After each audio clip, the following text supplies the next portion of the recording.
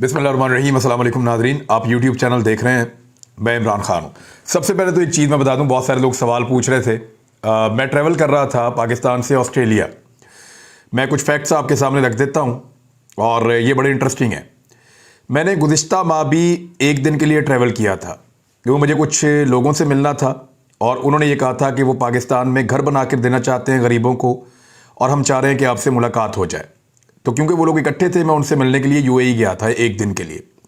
बड़ी खप पड़ गई थी पीछे से, बड़े लोगों ने रोला डाल दिया था, लेकिन मैं एक दिन के बाद वापस आ गया इसी तरह। और मुझे वापस आने से बहुत ज़्यादा रोका गया, मुझे धमकाया गया, मेरे लोगों को धमकाया गया कि इसको बोलो पाकिस्तान वापस ना आए, ये कर देंगे वो कर देंगे। एयरपोर्ट तक लोगों ने आकर मुझे रोका, लेकिन मैं पाकिस्तान वापस आ गया। अब थोड़े दिन पहले मेरा एक वीज़ा रुकवाया गया। मुझे बहुत अजीब लगा कि ये कैसे हो सकता है। इवन जब वहाँ बात की तो उन्होंने कोई इन्फॉर्मेशन देने से इनकार कर दिया। फिर एक और जगह से इसी किस्म की एक्टिविटी हुई और फिर मेरा एक वीज़ा मेरे पास मौजूद था। 28 सितंबर को मुझे जो ऑस्ट्रेलिया की कम्युनिटी है उन्होंने रब्ता किया अगस्त में। उन्होंने कहा जी हम चाहते हैं कि आप ऑस्ट्रेलिया आएँ और हमारे यहाँ पे कोई तकरीब होती है सालाना, उसके अंदर आप शिरकत करें।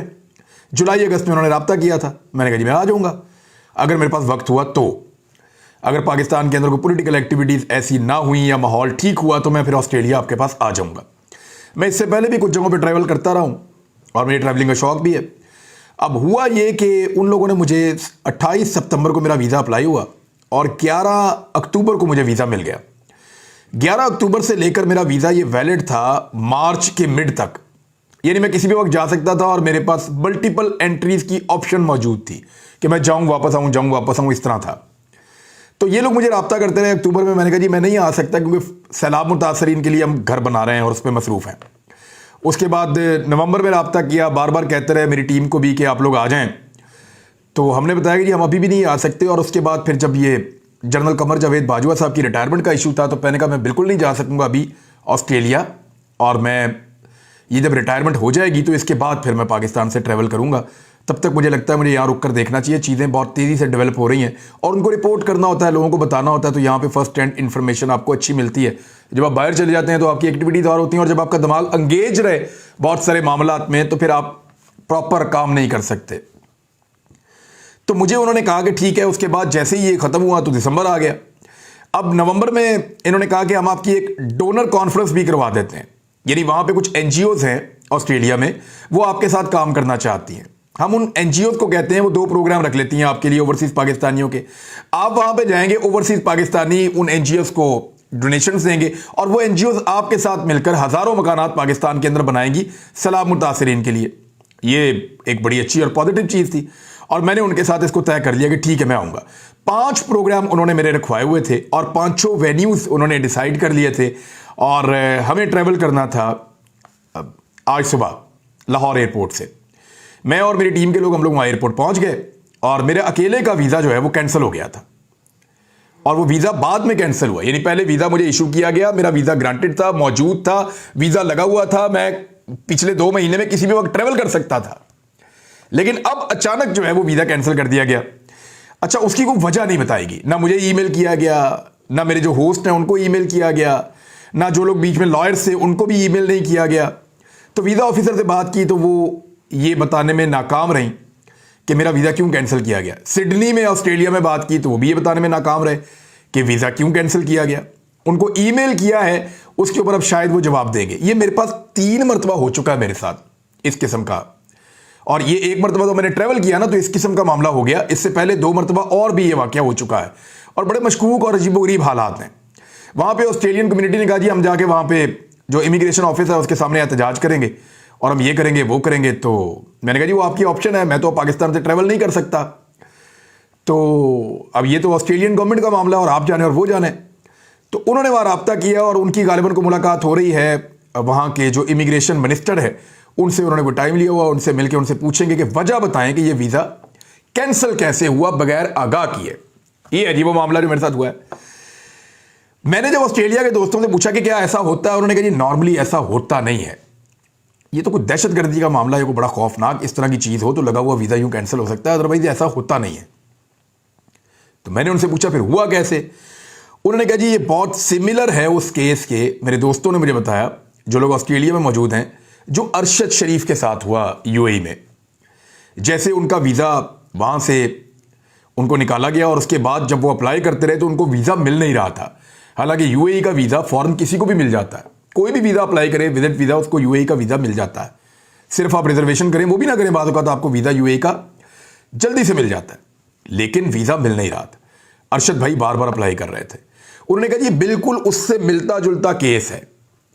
उसके बाद होता क्या है, मैं वहाँ से बाहर आता हूँ और किसी किस्म का कोई शोर नहीं मचता, इसलिए कि मैं तो टिकट काउंटर तक गया था, मैं आगे तो गया ही नहीं था। मैं आपको क्लियरली बता दूं, और ये मैं पहले भी कह गया हूं कि ये चौधरी फैमिली जो है, ये पाकिस्तान तहरीक इंसाफ का इखलाक देखकर फैसला नहीं करेगी, ये अपना मफाद देखकर फैसला करेगी। ये जब इमरान खान के हक में फैसला करेंगे अपने मफाद के अंदर और एस्टेब्लिशमेंट की इजाजत से, तो ये एहसान चढ़ाएंगे।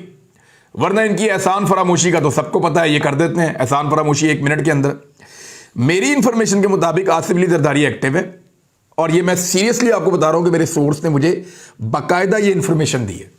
मैं क्लियरली आपको बता देता हूं कि आसिफ अली जरदारी एक्टिव है। नवाज शरीफ साहब ने इनकार किया कि परवेज इलाही को वज़ीर आला पंजाब बनाने का मतलब है कि पंजाब में PMLN की रही सही इज्जत भी खत्म हो जाए। हम वज़ीर आला पंजाब परवेज इलाही को नहीं बनाना चाहते। उसका रीजन ये है कि अगर इनको बनाएंगे तो हमारे पास जो स्ट्रेंथ इस वक्त थोड़ी बहुत मौजूद है वो भी खत्म हो जाएगी, और इसका पॉलिटिकली इमरान खान को बहुत फायदा होगा।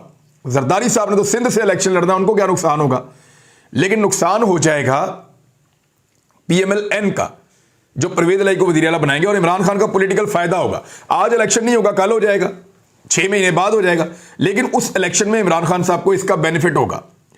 तो नवाज शरीफ साहब नहीं मान रहे फिलहाल, अभी तक की मैं आपको इंफॉर्मेशन दे रहा हूं। लेकिन एक मुलाकात होगी परवेज इलाही साहब की एक शख्स से, और उसका अरेंजमेंट किया जा रहा है, और यह कहा गया है कि आपके मामू गारंटी देंगे, गालिबन चौधरी शुजात हुसैन साहब ही मामू है, कि वो गारंटी देंगे तो फिर आपके साथ मामला आगे बढ़ेंगे। और यह सब कुछ शुरू हुआ जब इमरान खान साहब ने परवेज इलाही को कहा कि आप असम्बलियां तहरील करें। उसके बाद फिर वो लोग इस्लामाबाद गए, वहां से फिर कहानी आगे की तरफ शुरू होती है। लेकिन याद रखिएगा, जब तक एस्टेब्लिशमेंट इजाजत नहीं देगी, एस्टेब्लिशमेंट ने अगर इजाजत दी तो परवेज इलाही असम्बलियां तहलील करेगा, और असम्बलियां तहलील करके ये कहेगा कि देखो हम इमरान खान के साथ खड़े थे, एहसान चढ़ाएगा।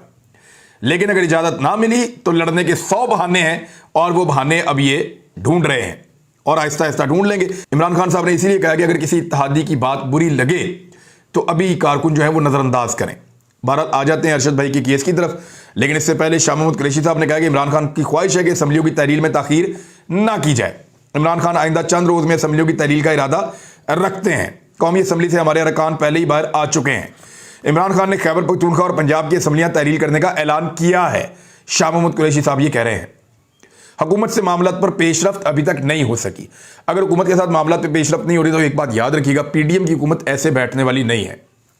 जो आदम सवाती के साथ हो रहा है, जो शहबाज गिल के साथ हो रहा है, इन सारी चीज़ों की अगर आप जमा तफरीक करें, और जो अरशद भाई की फैमिली के साथ कल रात किया गया है कि मुद्दई उनकी वालदा को होना चाहिए था, लेकिन उन्होंने नाम जो उनकी वालदा ने दिए, साबिक army chief general Qamar Javed Bajwa साहब का नाम दिया, फैसल नसीर साहब का नाम दिया, DG ISI नदीम अंजुम साहब का नाम दिया, ISPR के अंदर ब्रिगेडियर शफीक है उनका नाम दिया, ब्रिगेडियर फ़हीम है उनका नाम दिया, नुमान साहब है कर्नल उनका नाम दिया, और साथ में वकार और खुरम का नाम दिया। कोई 9-10 नाम उन्होंने दिए जो वालिदा हैं अरशद शरीफ शहीद की। और इन नामों से इतना खौफ पैदा हुआ अदालत में कि शाखावर जो हैं वकील, वो निकल लिए जो वकील थे। उन्होंने कहा जी अगर आपने ये दरख्वास्त देनी है तो मैं इसका हिस्सा नहीं बन सकता। तो वहाँ पे एक और वकील साहब हैं, उन्होंने हिम्मत की, उन्होंने कहा जी मैं इस केस को अगर आप इजाज़त दें तो मैं लड़ने के लिए तैयार हूँ। तो फिर वहाँ पे वो केस इस तरह से हुआ है। आज एक शहीद की माँ अदालत आई थी। इस अदालत को ये इम्तियाज़ हासिल है कि 3 शहीदों की वारिस जो है वो अदालत में इंसाफ मांगने आई है। तो अल्लाह ताला इस अदालत को तौफीक दे। हम इससे मायूस बिल्कुल नहीं होंगे। जो JIT की रिपोर्ट आई है ना, जो JIT तो नहीं थी, वो एक फैक्ट फाइंडिंग कमेटी टाइप बनी हुई थी, उसकी जो रिपोर्ट है उसके अंदर बहुत सारे फैक्टर्स हैं। लेकिन अरशद भाई की वालदा माजी जो है वो वहाँ पे आबदीदा हो गई बात करते हुए। मैंने उनको कभी कमज़ोर नहीं देखा। उन्होंने अपने बेटे की मैयत के ऊपर भी वो आबदीदा नहीं हुई। वो हम सबको हौसला दे रही थी। लेकिन चीफ जस्टिस साहब आपके सामने आकर वो भी आबदीदा हो गई, क्योंकि उन्हें पता है कि इंसाफ आप दे सकते हैं। उनका कहना था कि मैं सुप्रीम कोर्ट की मशकूर हूं। चीफ जस्टिस ने कहा कि शुक्रिया की जरूरत नहीं, अदालत अपना फर्ज अदा कर रही है। अरशद भाई की वालदा ने कहा कि पाकिस्तान से जिस तरह अरशद को निकाला गया, रिपोर्ट में लिखा है, अरशद को जैसे दुबई से निकाला गया वो भी रिपोर्ट में है। मुझे सिर्फ अपने बेटे के लिए इंसाफ चाहिए। जस्टिस मज़ाहिर नकवी साहब ने कहा कि आपको तहकीकाती टीम के बयान रिकॉर्ड करवाना होगा। वालदा ने जवाब दिया कि तहकीकाती टीम को बयान पहले भी रिकॉर्ड करवा चुकी हूं। अरशद शरीफ की वालदा ने चीफ जस्टिस ऑफ पाकिस्तान ने कहा कि कई लोगों के नाम दिए हैं, हुकूमत कानून के मुताबिक उन तमाम जावियों से तफ्तीश करे। अब हुकूमत ही तो पर्चे करवा रही थी अरशद शरीफ साहब पे, यही तो बड़ा सीरियस मसला है। इसका हल इंशाल्लाह निकल रहा है और सब मिलकर निकाल रहे हैं। मैं आपको बताता हूं भी वीलॉग के आगे चल के। अरशद शरीफ की वालदा ने कई लोगों के नाम दिए हैं, हुकूमत कानून के मुताबिक तमाम जावियों से तफ्तीश करे, फौजदारी मुकदमा है, इसलिए अदालत ने कमीशन कायम नहीं किया। केस शुरू से ही खुरम और वकार से होता है, शुरू ही वहां से होता है। ये चीफ जस्टिस ऑफ पाकिस्तान कह रहे हैं, बिल्कुल ठीक बात है। लेकिन जो एक रिपोर्ट बनी है, पुलिस की एक JIT बनी, उसको तो मुस्तरद कर दिया गया है अदालत की जानिब से। लेकिन जो fact finding report supreme court में जमा करवाई गई थी, उसके कुछ फैक्ट्स हैं जो बड़े अजीब किस्म के हैं। उसमें यह बताया गया कि 1 दर्जन के करीब अफराद अरशद शरीफ साहब से राब्ते में थे। मेरा भी राब्ता था उनसे, अब पता नहीं मेरा नाम उसमें है या नहीं, मैं देख लेता हूं। फिर पाकिस्तान मिशन दुबई के अफसरान के बयान भी कलमबंद किए गए हैं। खानदान और दोस्तों के मुताबिक अरशद शरीफ को कत्ल की धमकियां दी गई थी। अरशद शरीफ को किसने धमकियां दी, कोई सबूत ना मिल सका। अब धमकियों का सबूत कहां से हम देंगे? मैं सामने खड़ा हूं, आपको बता रहा हूं मुझे इसने धमकी दी है, इसने दी है, इसने दी है। मैं सबूत उस वक्त कैसे इकट्ठा करूं? वो तो व्हाट्सएप के ऊपर कॉल करके धमकी देते हैं, वो रिकॉर्ड भी नहीं होती। या बुलवा कर एक कमरे के अंदर बिठाकर धमकी देते हैं, वो रिकॉर्ड कैसे करें हम उनके दफ्तर में वो ताकतवर लोग हैं, उनको मिलने जाते हैं, वो बिठा के धमकी दे देते हैं कि यार तुम्हारे सामने फिर गोली लगी थी, उसको फलां को ये हुआ था, वो हुआ था। तो ये तो वाकयात फिर हो जाते हैं। धमकियां देने के तो तरीके होते हैं, वो बुलाकर धमकियां देते हैं, तो वो हम कैसे बताएं? फिर कैसे रिकॉर्डिंग करें? उनकी सबूत कैसे फराहम करें? हम तो ये बता सकते हैं जी फलां दिन फलां जगह पे हम गए थे, आप चेक कर दें हमारा मोबाइल रिकॉर्ड। हम ये बता सकते हैं कि फलां बंदे ने बुला के फलां बात की थी, या व्हाट्सएप का सारा डाटा रिकॉर्ड निकलवा लें, पिछले 1 साल का पता चल जाएगा किस किस को किस किसने फोन किया था और कितनी कितनी देर बात हुई थी और क्या बात हुई थी, वो हम बता देंगे आपको। तो धमकियों के सबूत ऐसे तो नहीं हो सकते। सबूत तो वो FIR हैं जो उन धमकियों के बाद दर्ज हो गई थी और जमीन तंग कर दी गई थी। रिपोर्ट में बताया गया कि अरशद शरीफ को 20 जून 2022 को UAE का वीजा जारी किया गया। वीजा 18 अगस्त 2022 तक के लिए था। अरशद शरीफ कीनिया गए तो उनके वीजे में 20 दिन बाकी थे। अरशद शरीफ ने नई वीजे के लिए 12 अक्टूबर 2022 को दोबारा रुजू किया, लेकिन अरशद शरीफ की दरखास्त को रद्द कर दिया गया। अरशद शरीफ ने मुख्तलिफ अजला में फौजदारी मुकदमात के अंदराज के 22 मुल्क को छोड़ा और उन्होंने कहा पाकिस्तान में 16 मुकदमा दर्ज किए गए, लेकिन तहकीकाती कमेटी को सिर्फ 9 मुकदमात की कॉपियां फराहम की गई। कमेटी ने इस्लामाबाद, बलूचिस्तान, सिंध के IG को भी खतूत लिखे।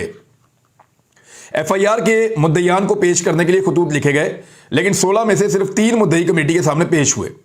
अरशद शरीफ पर इस साल 19 मई को एक ही दिन में 3 मुकदमा दर्ज हुए, 20 मई को 6 मुकदमा दर्ज किए गए। तहकीकाती रिपोर्ट में खदशा जाहिर किया गया कि FIR अंदराज में कानूनी तरीकों को पूरा नहीं किया गया। यानी ये भी कुछ जगहों पे लिखा हुआ है और वो पढ़ रहे हैं, अभी तफसीलात सामने आ जाएंगी, हम आपको बताते जाएंगे। और ये कहा कि ISPR एक दूसरे घर की तरह था अरशद शरीफ का, मुझे पता उनका बहुत अच्छा ताल्लुक था माजी में, और अरशद शरीफ ब्रिगेडियर शफीक के करीब थे। हुकूमत की तब्दीली के बाद अरशद शरीफ ब्रिगेडियर शफीक से इख्तलाफात हो गए। ब्रिगेडियर शफीक साहब जो है, इनके बहुत सारे लोगों से और भी इख्तलाफात हुए थे। वकील ने बताया कि अरशद शरीफ के खिलाफ कुछ मुकदमात ब्रिगेडियर शफीक के कहने पर दर्ज हुए। अच्छा, फैक्ट फाइंडिंग रिपोर्ट के मुताबिक अरशद शरीफ के कत्ल से मुतालिक प्रेस कॉन्फ्रेंस पर फैसल वाडा ने इतनी लंबी प्रेस कॉन्फ्रेंस की, इतनी डींगे मारी। वो कह रहे हैं जब उनसे पूछा कोई जवाब ही नहीं दिया उन्होंने।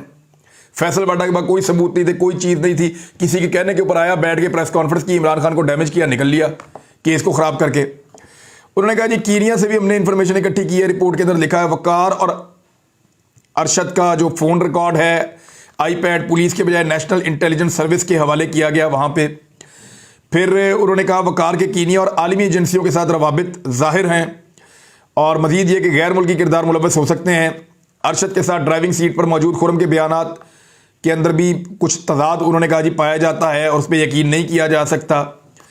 फिर गोलियां लगने के मामले के ऊपर भी सवालात उठाए गए हैं, लेकिन तशद्दुद वाला मामला जो हमारे कुछ दोस्तों ने कहा कि जी तशद्दुद हुआ अरशद भाई के ऊपर, उसको बिल्कुल ये रिपोर्ट तस्लीम नहीं करती कि जी तशद्दुद हुआ है। वो खौफ फैलाने की एक कोशिश थी हमारे अपने दोस्तों की जानिब से, लेकिन बहुत ही काबिल मुजम्मत और मुझे लगता है कि वो नहीं होना चाहिए था। इसके बाद जी अहमद नूरानी ने कहा है जी कि कुछ चीज़ें जो हैं वो रिपोर्ट के अंदर से नहीं बताएगी, जो ऐसी चीज़ें रिपोर्ट में मौजूद हैं जो मीडिया रिपोर्ट नहीं कर रहा पाकिस्तान का। वो ये कह रहे हैं कि इसमें लिखा है कि Waqar Ahmed ISI sector commander Islamabad के साथ पाकिस्तान में राब्ते में थे और बहुत सारी चीज़ें उनसे पूछ कर की जा रही थी। रिपोर्ट में इंकशाफ किया गया है कि जब वकार अहमद से इस बिल्डिंग जिसमें अरशद शरीफ रहते थे उसकी CCTV फुटेज मांगी गई तो उन्होंने कहा कि वो इस्लामाबाद सेक्टर कमांडर से पूछ कर देंगे ISI के। अरशद शरीफ के खिलाफ पाकिस्तान में मुकदमा दर्ज करवाने वाले लोग टीम के सामने पेश ही नहीं हुए, ये भी रिपोर्ट के अंदर लिखा है। अरशद शरीफ के खिलाफ कराची में दर्ज मुकदमे की FIR थाना मेमन गोट के SHO ने कटवाई थी और उनका ये कहना था कि उन्होंने ये काम अपने अफसरान के कहने के ऊपर किया। अच्छा, इसके अंदर जो मैंने वो पढ़ा है उसमें तारिक मदीन साहब ने भी इसको ट्वीट किया था और उसमें ऐसा लगता है कि वो ये कह रहे हैं कि उनको बुलवाया गया किसी जगह पे जहाँ एक एजेंसी के ऑफिसर्स भी बैठे हुए थे और उनको कहा गया ये मुकदमा दर्ज करना है, तो उन्होंने कहा जी ये जो सेडिशन का मुकदमा है ये रियासत की मुद्दत में दर्ज होता है, रियासत की परमिशन के बगैर दर्ज नहीं हो सकता। तो उन्हें कहा गया कि वो परमिशन बाद में हो जाएगी, आप फटाफट जो है वो जाके FIR दें। तो ये इस तरह की चीज़ें भी इसके अंदर शामिल हैं।